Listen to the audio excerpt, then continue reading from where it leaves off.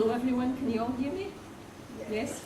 I'm Anne Donovan. I'm absolutely delighted to be here to introduce Elizabeth Reader, who is going to be launching her novel Ramshackle, her debut novel Ramshackle, published by Freight Books.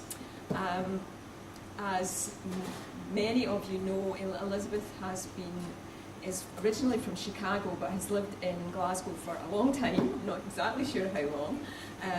I cannot actually remember the first time that we met, but it's a while ago. Elizabeth has, over the last few years, been doing a great deal of teaching of creative writing in various places and publishing short fiction in a wide range of places and also on radio. But this is actually, believe it or not, her first novel. So it's a very special night. Those of you who have been already privileged to have read it will be, no doubt, agree with me what a wonderful book it is. If you've not, then this is your opportunity to hear. Elizabeth is going to read and talk about it for a short time, and then after that we will have a question and answer session. Then there'll be the opportunity to get your book signed and to get a book if you haven't already got one.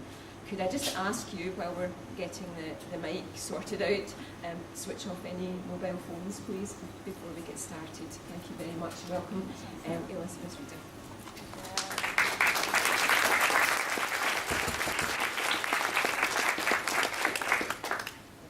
I'm just going to change seats, okay? The way to do it.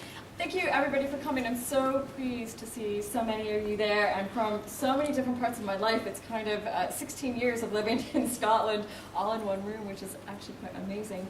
I'm going to start with a couple of thanks. Writers don't get here on our own. It's kind of a tough life, and a writer's career kind of goes like this, and we need our family, friends around us. And as Anne said, I've had decent success with short stories and with radio broadcasts, but this is my first novel. So if you indulge me a bit, I'd like to just give a couple of thanks, and hopefully I won't miss anybody out.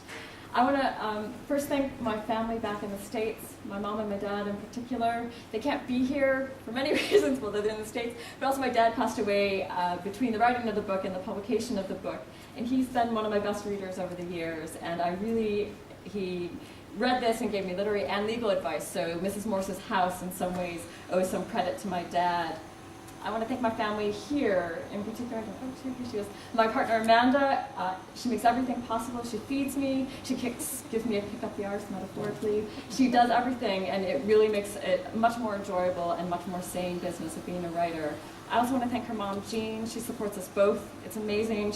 We don't always have family, but when we do, it really makes a difference. And I'm pleased to not have to fight to have family supporting me. There's so many things. Okay, all the friends here: Roanne Dodds, Callie Lloyd-Jones, Beth Denny. We stayed in her house over a number of summers. It means that every manuscript that I've written or longer project has in some way been able to come to fruition because of some time spent in Bex's house. I'm going to forget them all now. It's not that. Alex MacDonald at University of Strathclyde, all the people at Glasgow, Zoe who's sick tonight and can't make it, Michael Schmidt. I have a couple friends in the States as well, Maricel Pinto Tomas. They were recording this, so it's important because none of them could be here. Katie Keating and Jennifer Davis, who's a long-standing and intense friend, and not only is she an intense friend, she's quite a talented editor. So she didn't help so much with Ramshackle, but she helped with Fremont, which is the next one. And Adrian at Freight, this has been a great experience, a lot more relaxing than I thought it was going to be. And I love the cover, and I think he's done a really great job with the formatting. And all of my students over the years, I'm not somebody who can sit in a garret and just write on my own. I really need to be out there teaching, and by teaching I remember what I'm supposed to be doing. I'm supposed to be taking risks and being adventurous. I'm supposed to be reading widely and really well. And every day when I meet people who are enthusiastic and talented and struggling, I remember that I'm not alone. It's really important for me to be a teacher. And I think that's about it. And everybody else there are a couple people I don't know here, and you're the next group that I'm going to thank, which is my readers up and coming, and I hope you really love my books. And there's a recommendation when you're a writer that you don't try to be loved, because then you're seeking for love in the wrong places, but I do actually hope that you of the book.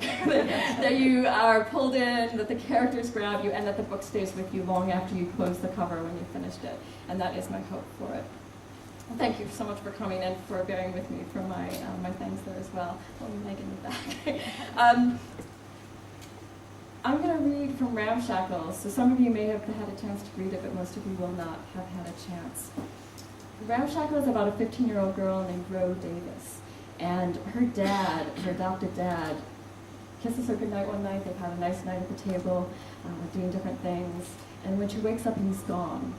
He's taken his boots, a coat, a bag, his phone, his wallet. And she tries to stay really calm on Saturday. It's unusual. They always tell each other where they are. She goes to his shop.